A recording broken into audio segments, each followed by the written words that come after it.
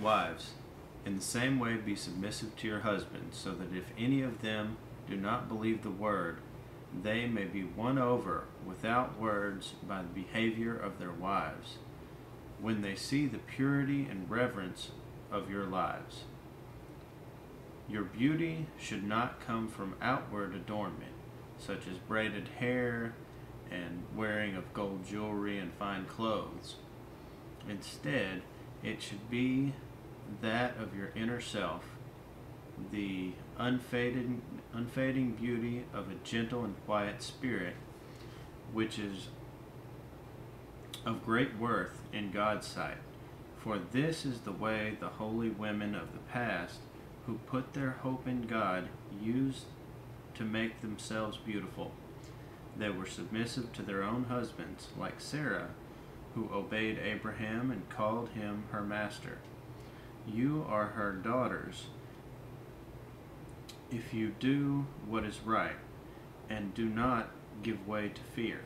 Husbands, in the same way, be considerate as you live with your wives, and treat them with respect as the weaker partner and as heirs with you of the gracious gift of life, so that nothing will hinder your prayers.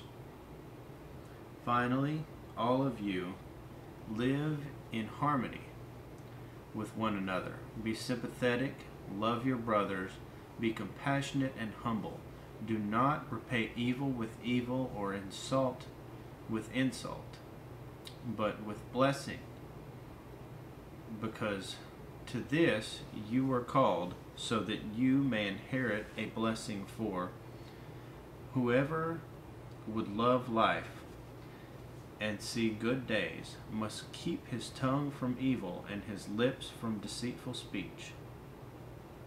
He must turn from evil and do good. He must seek peace and pursue it, for the eyes of the enemy are on the righteous, and his ears are attentive to their prayers. But the face of the Lord is against those who do evil. Who is going to harm you if you are eager to do good?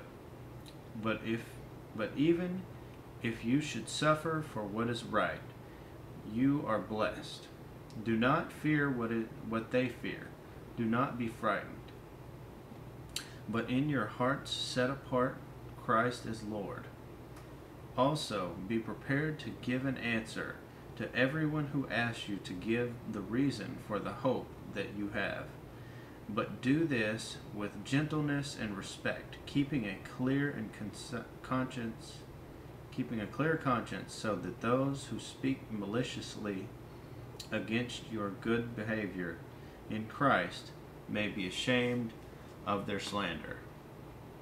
It is better, if it is God's will, to suffer for doing good than for doing evil. For Christ died for sins once for all, the righteous for the unrighteous, to bring you to God. He was put to death in the body, but made alive by the Spirit. Through him also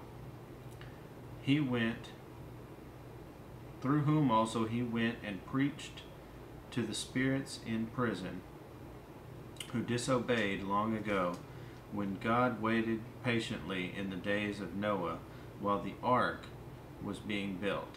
In it only a few people, 8 in all, were saved through water, and this water symbolizes baptism that now saves you also. Not the removal of dirt from the body, but the pledge of a good conscience toward God. It saves you by the resurrection of Jesus Christ, who has gone into heaven and is at God's right hand, with angels, authorities, and powers